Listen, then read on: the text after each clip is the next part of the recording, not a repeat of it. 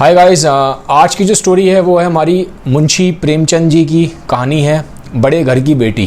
काफ़ी फेमस कहानी है। इसके ऊपर दूरदर्शन ने एक बार टेलीकास्ट भी किया था, आप देख सकते हो, यूट्यूब पे अवेलेबल है वो, तो इससे आपको और अच्छे समझ में आ जाएगी कहानी। तो जो बड़े घर की बेटी है, इस कहानी में क्या है, ये कहानी एक लड़की की। वो लड़की का नाम होता है आनंदी और ये एक बड़े घर से आती है, मतलब थोड़ा रईस घराने से है, रिच फैमिली से आती है। तो ये इसके ऊपर कहानी है, ठीक है। तो अब थोड़ा सा मैं आपको डिटेल में धीमे धीमे समझाऊंगा कि किस तरीके से है। इस कहानी में एक ज़मींदार होते हैं, उन ज़मींदार का नाम है बेनी माधव सिंह, ठीक है। तो ये जो ज़मींदार हैं बेनी माधव सिंह, ये पहले बहुत पैसे वाले थे, लेकिन अभी जो उनकी जो सिचुएशन है वो बहुत अच्छी नहीं है। फाइनेंशियल कंडीशन जो प्रेजेंट में है वो बहुत ही मीडियोकर लेवल की है, मतलब किसी तरह से बस दाना पानी चलता है, ठीक है। लेकिन इनके जो पिताजी थे वो बहुत पैसे वाले थे, हाथी थे उनके घर में, बड़े बड़े खेत थे, इस टाइप से थे। लेकिन जो बेनी माधव सिंह है, इनकी जो हालत है वो बहुत अच्छी नहीं है, एक बहुत ही एवरेज लाइफ जी रहे हैं, ठीक है। बस किसी तरह से घर चल जाता है, दाल रोटी मिल जाती है, इस टाइप से इनकी लाइफ चल रही है। ये जो बेनी माधव सिंह है, इनके दो बच्चे हैं, ठीक है। तो बड़ा लड़का उसका नाम है श्रीकंठ और छोटा लड़का जो है वो है लाल बिहारी। तो जो बड़ा लड़का है श्रीकंठ, ये बहुत मेहनती है, पढ़ाई वढ़ाई करता है और पूरा जो उसका टाइम होता है पढ़ाई में चला जाता है, पढ़ाकू टाइप का होता है। बीए करता है और जॉब करता है, जॉब ये करता है इलाहाबाद में, ठीक है। तो ये लोग जहाँ रहते हैं, जो उनका जो होम टाउन है जहाँ रहते हैं वो है कोई गाँव है, गौरीपुर गाँव है। और जो श्रीकंठ है लड़का, जो पढ़ाई वढ़ाई करता है, जॉब करता है, ये करता है जॉब इलाहाबाद में, ठीक है। मतलब गांव से शहर जाता है जॉब करने के लिए, पूरा हफ्ता वहीं रहता है, वीकेंड पे अपने घर आता है सिर्फ, ठीक है। ये तो है इनका बड़ा लड़का श्रीकंठ, जिसके बारे में मैंने आपको बताया, पढ़ाई करने वाला है, पढ़ाकू है, जॉब करता है, इस तरीके से। फिर एक छोटा भाई है इनका, ठीक है, जो बेनी माधव सिंह है, उनका छोटा लड़का। बड़ा लड़का तो श्रीकंठ हो गया, छोटा लड़का वो है लाल बिहारी। जो छोटा लड़का लाल बिहारी है, ये होता है पहलवान टाइप का, सुबह उठता है, दूध पीता है, कसरत वसरत करता है और कुश्ती करता है, ठीक है। रेसलिंग में इसको शौक होता है और काफ़ी अच्छी बिल्ड भी होती है इसकी, देखने में स्मार्ट भी होता है। तो इस तरह से ये इनका छोटा लड़का है लाल बिहारी। अब कहानी में क्या है, जो श्रीकंठ है, जो बड़ा लड़का है, उसकी बीवी होती है आनंदी, ठीक है। जो बड़ा लड़का है ना श्रीकंठ, जो बड़ा भाई है, इस तरह से आप समझेंगे, बड़ा भाई छोटा भाई, ठीक है। बड़ा भाई श्रीकंठ, छोटा भाई लाल बिहारी। तो जो बड़ा भाई है श्रीकंठ, उसकी बीवी होती है, उसका नाम होता है आनंदी। आनंदी जो है वो पैसे वाले घराने से होती है, काफ़ी रिच फैमिली से होती है।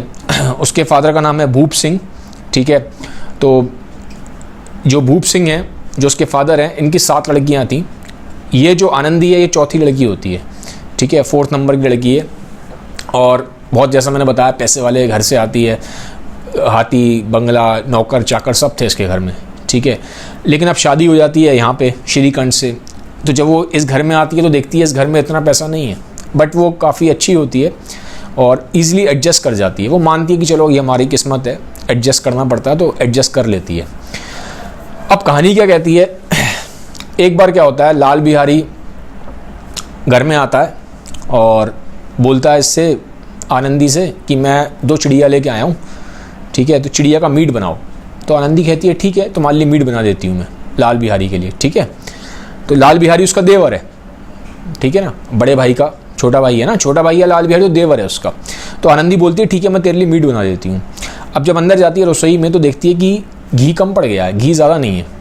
तो वो क्या करती है, जितना भी घी होता है वो सारा मीट बनाने में लगा देती है और दाल में जो होता है घी कम रह जाता है। तो जब लाल बिहारी खाना खाता है, थोड़ा बॉडी बिल्डर टाइप का आदमी था, खाने का शौकीन था, तो वो कहता है कि इसमें तो बहुत घी है मीट में, लेकिन दाल तो बिल्कुल फीकी है, दाल में घी नहीं है। सारा घी क्या तुमने, मतलब अभी 2 दिन पहले तो मैं घी लेके आया, तुमने सारा घी बर्बाद कर दिया क्या? सारा घी तुम खा गई, इतनी जल्दी तुमने उसको खर्च कर दिया। तो मतलब छोटी सी बात है एक तरह से, ये क्या है, एक तरीके से टॉन्ट सा मारा उसने आनंदी को। तो आनंदी कहती है इतना तुम घी के लेके वो मत करो, घी को लेके मुझे डांटो मत, इतना घी तो हमारे यहाँ नौकर चाकर खा जाते हैं, जितना तुम अपना घी का, जो तुम मुझे अपनी इतनी एक तरीके से ईगो दिखा रहे हो ना, ऐंठ दिखा रहे हो, धौंस दिखा रहे हो घी की, कि तुमने घी ख़त्म कर दिया और मैं परसों घी लेके आया था, तुमने सारा घी वो कर दिया, ठीक है। तो इतना घी तो जितना तुमने मुझे परसों ला के दिया, तो तुम्हारे हमारे घर में, मेरे फादर के घर में इतना तो नौकर चाकर खा जाते हैं। ठीक है, तो इस तरह से ना उनकी वो हो जाती है, आपस में बहस हो जाती है लाल बिहारी की और आनंदी की। ठीक है, भाभी और देवर की। अब क्या होता है, तो बात ज़्यादा बढ़ जाती है। लाल बिहारी क्या करता है, चप्पल उतार लेता है। चप्पल को इन्होंने स्टोरी में खड़ऊ बोला है। खड़ऊ लकड़ी का होता है, लकड़ी की चप्पल होती है, तो खड़ऊ उठा के मार देता है उसको, आनंदी को। आनंदी के ऐसे करके बचती है, लेकिन उसके हाथ पे लग जाती है, खड़ऊ उसके हाथ पे लग जाती है, चोट लग जाती है उसको। ठीक है, तो बड़ी गुस्सा होती है और फिर तनातनी हो जाती है। आनंदी अपने अंदर चली जाती है, कमरे में बैठ के रोती है और कहती है कि मेरा हस्बैंड अभी घर पे नहीं है, तो तुमने इस तरह से मेरे से बदतमीजी कर ली, जब मेरा हस्बैंड आएगा तो मैं तुम्हें बताऊंगी। श्रीकंठ होता नहीं है, जो उसका हस्बैंड था ना श्रीकंठ, वो होता नहीं है, वो इलाहाबाद जॉब करने गया था। फिर 2 दिन बाद वापस आता है श्रीकंठ। अब जब वापस आता है तो वो उसको बोलती है आनंदी, लेकिन बजाय इससे कि वो पहले उसको बोले ये बात, ऑलरेडी लाल बिहारी और जो फादर होते हैं इनके, बेनी माधव सिंह, वो पहले इसके कान भर देते हैं आनंदी की कि तुम अपनी बीवी को समझाओ, बीवी बहुत तरीके से बात नहीं करती है और ये तरीका नहीं होता जेंट से बात करने का। तो पहले ही उसके दिमाग में भर दिया जाता है श्रीकंठ के। श्रीकंठ कमरे में जाता है, बोलता है आनंदी से, तुमने क्या करा, मतलब तुमने बात कैसे करी है, ठीक है, मुझे तुम्हारे बारे में शिकायत सुनने को मिल रही है। तो रोने लग जाती है आनंदी। आनंदी कहती है मैंने कुछ गलत नहीं किया, तुम्हारे भाई ने घी को लेके पूरा इस तरह से बवाल किया, छोटी सी बात सिर्फ घी को लेके इतना ड्रामा किया और मेरे ऊपर उसने चप्पल मारी है। ठीक है, इतना मतलब मेरा बेइज्जती करी है मेरी। ये सुन के वो उसको आग बबूला हो जाता है, गुस्से में आ जाता है श्रीकंठ। जो हस्बैंड होता है वो कहता है इसकी इतनी मजा लिए है, वो है मेरी बीवी को ऐसा कर रहा है, क्योंकि वो बड़ा रिस्पेक्टेबल आदमी होता है श्रीकंठ। वो कहता है कि मैं दुनिया भर में जाके लोगों के मैटर सुलझाता हूँ, लोग मुझे इतना रिस्पेक्टेड, और स्टेटस उसका काफ़ी अच्छा था, रिस्पेक्टफुल, मुझे रिस्पेक्ट देते हैं लोग, और तुम ये मेरा छोटा भाई मेरी बीवी को चप्पल से मार रहा है, ये तो बहुत ख़राब बात है। गुस्से में आ जाता है, बाहर जाके अपने बाप को बोलता है कि या तो ये इस घर में रहेगा या मैं इस घर में रहूँगा, मैं जो अपने इस छोटे भाई की शक्ल नहीं देखनी, मुझे कभी ज़िंदगी में इसकी शक्ल नहीं देखनी, या तो ये इस घर में रहेगा या मैं इस घर में रहूँगा, आज आप डिसाइड कर दो। तो लाल बिहारी वहीं पे होता है, उसको बड़ी ये बात ख़राब लगती है, अपने कमरे में जाता है, रोता होता है, कपड़े वपड़े पहनता है और अपना सामान वामान समेटता है, और फिर वो कहता है मैं इस घर में रहूँगा नहीं, लाल बिहारी कहता है। और जाने से पहले आनंदी के पास जाता है, आनंदी के कमरे में बोलता है कि भाभी ये बहुत गलत हुआ, ठीक है, मेरे से गलत हो गया, मैं माफ़ी मांगता हूँ इस तरह से, लेकिन मुझे नहीं पता था बात इतनी बढ़ जाएगी। ठीक है, मैं भैया मुझसे बहुत प्यार करते हैं, मैं ही भैया से बहुत प्यार करता हूँ, लेकिन इस तरह से नहीं मुझे पता था कि इतनी ज़्यादा बात बढ़ जाएगी, तो मैं सॉरी, लेकिन अब मैं हमेशा के लिए यहाँ से जा रहा हूँ। भैया मुझे मेरी शक्ल देखना नहीं चाहते। वो बोलता है कि भैया मेरी शक्ल देखना नहीं चाहते। भैया ने बोला ना, श्रीकंठ बोलता है कि मैं लाल बिहारी की शक्ल नहीं देखना चाहता, लाल बिहारी ने मेरी बीवी की बेइज्जती करी है, लाल बिहारी ने मेरी बीवी को चप्पल मारी है। ठीक है, तो लाल बिहारी को एक चीज़ रियलाइज़ होती है कि उसने गलत किया, और उसको ना ये बात बहुत चुभ जाती है कि मेरा बड़ा भाई ये कह रहा है कि मैं इसकी ज़िंदगी भर शक्ल नहीं देखना चाहता। उसको ये बात चुभ जाती है, क्योंकि एक्चुअल में कहता है दोनों भाइयों के बीच में प्यार बहुत था। तो लाल बिहारी को बात बहुत चुभती है, फिर रोता हुआ आता है, सामान वामान समेटता है, आनंदी के पास जाता है, कहता है कि भाभी आप लोग यहीं रहो, मैं तो जा रहा हूँ, मैं इस घर में नहीं रह सकता। ठीक है, भैया ने इतना बड़ा स्टेटमेंट दे दिया, मैं मानता हूँ मेरी गलती है, सब कुछ है, लेकिन भैया का जो स्टेटमेंट है मेरे दिल को चुभ गया। मैं भैया से बहुत प्यार करता हूँ, भैया ही मुझसे बहुत प्यार करते हैं, बट ये जो आज इन्होंने बात बोली है मेरे दिल को चुभ गई है। ठीक है, मेरे से गलती हो गई, मैं माफ़ी मांगता हूँ, आप लोग इसी घर में रहो, आपको कहीं जाने की ज़रूरत नहीं है, मैं ही जा रहा हूँ घर छोड़ के।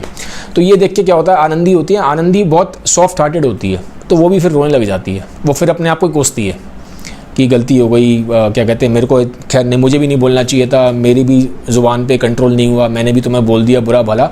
तो आनंदी को भी अब रियलाइज़ होता है, क्योंकि देखो सामने लाल बिहारी रो रहा था, ठीक है, उसको बहुत दर्द हो रहा था, उसके दिल दुख गया था। ठीक है, जब उसने देखा ना कि उसका भाई गुस्से में है, उसका भाई ऐसे बोल रहा है कि मैं ज़िंदगी भर तेरी शक्ल नहीं देखना चाहता, तो लाल बिहारी भी पिघल जाता है, गलती मान लेता है। अब उसको जब वो गलती मानता है, रोता है, उसको देख के आनंदी भी रोने लग जाती है। वो कहती है चलो मेरे से भी गलती हो गई, मेरे को नहीं बहस करनी चाहिए थी तुमसे, ये है वो है। फिर श्रीकंठ खड़ा होता है, श्रीकंठ जब ये सब चीज़ें देखता है तो पहले तो वो भी ज़्यादा दिमाग नहीं मारता, लाल बिहारी की तरफ ज़्यादा वो नहीं होता, वो सॉफ्ट नहीं होता, लेकिन जब देखता है कि लाल बिहारी रो रहा है, मेरी बीवी भी रो रही है, और आनंदी उसको बोलती है कि चलो ठीक है माफ़ करो, तो फिर श्रीकंठ भी नॉर्मल हो जाता है, माफ़ कर देता है, और फिर दोनों भाई श्रीकंठ और लाल बिहारी गले मिलकर रोते हैं। ठीक है, और लाल बिहारी बोलता है कि भैया आप प्लीज़ मुझे मार लो, पीट लो, जो मर्जी कर लो, मेरे से गलती हुई है, मैं माफ़ी मांगता हूँ, बट कभी ऐसा मत बोलना कि मैं तेरी शक्ल नहीं देखना चाहता, ये चीज़ मुझे बहुत हर्ट कर गई। तो श्रीकंठ कहता है अब जो हुआ हुआ, अब हम भाई हैं, हम भाई रहेंगे, ठीक है। तो उस तरीके से गले वाले मिल लेते हैं दोनों और फिर कोई कहीं नहीं जाता, उनकी आपस में एक अच्छी फिर वापस जैसे पहले थे, भाई थे, प्यार था, वो वापस प्यार आ जाता है। ये देख के बाहर जो इनका बाप होता है बेनी माधव सिंह, वो कहता है कि देखो बड़े घर की लड़कियां तो ऐसी ही होती हैं, ये बड़े घर की लड़कियां जो होती हैं ये काम बनाती हैं, ठीक है। दो भाइयों के बीच में लड़ाई हो रही थी, ठीक है, तो आनंदी ने लड़ाई को सुलझा दिया, आनंदी ने मैटर को सॉल्व कर दिया, आनंदी ने वापस उन भाइयों के बीच में प्यार वापस जगा दिया। तो बेनी माधव सिंह कहता है कि देखो बड़े घर की लड़कियों की ये पहचान होती है, बड़े घर की लड़कियां क्या करती हैं, प्यार बना के रखती हैं, जो फैमिली होती है उसको आपस में बना के रखती है। बड़े घर की लड़कियां कभी भी ये नहीं चाहती कि लड़ाइयाँ हों, बड़े घर की लड़कियां हमेशा ये चाहती हैं कि घर बना रहे, घर जुड़ा रहे, भाइयों में प्यार बना रहे, चाहे कुछ भी हो जाए। बड़े घर की लड़कियां हमेशा चाहती हैं कि जो एक परिवार है वो जुड़ा रहे और प्यार बना रहे, वो मैटर कितना भी एक्सट्रीम में चला जाए लेकिन उस मैटर को सॉल्व करती हैं और वापस प्यार बना के रखती हैं। तो बड़े घर की लड़की को जिस सेंस में बोला गया, तारीफ़ करी गई है, ठीक है, आनंदी के बारे में तारीफ़ करी गई है कि आनंदी ने मैटर को सॉल्व कर दिया। अदरवाइज़ तो मैटर बिगड़ गया था, वो घर छोड़ के जा रहा था, भाई अलग हो रहे थे, पर आनंदी ने वो दिखाई, एक सॉफ्ट हार्टेडनेस दिखाई, काइंडनेस दिखाई, उसको माफ़ भी कर दिया और मैटर सॉल्व भी करवा दिया, ठीक है। श्रीकंठ से बोला उसको माफ़ कर दो, ठीक है, तो मैटर सॉल्व करा और अल्टीमेटली दोनों के बीच में प्यार को कायम रखा। तो ये मतलब है कि बड़े घर की लड़कियां कैसे होती हैं, ठीक है। तो इससे फिर क्या होता है, गाँव में सब जगह बात फैल जाती है कि आनंदी बहुत अच्छी है, बड़े घर से आई है और उसने मैटर सॉल्व करवाया, दोनों भाई के बीच की लड़ाई को सॉल्व करवाया और आपस में उनका प्यार बना के रखा। तो गाइज़ ये था आज की कहानी आपको कैसा लगी है मुझे ज़रूर बताइएगा। अच्छा लगा है तो उस वीडियो को ज़रूर सबके साथ शेयर करिएगा। Have a nice day, bye bye, take care.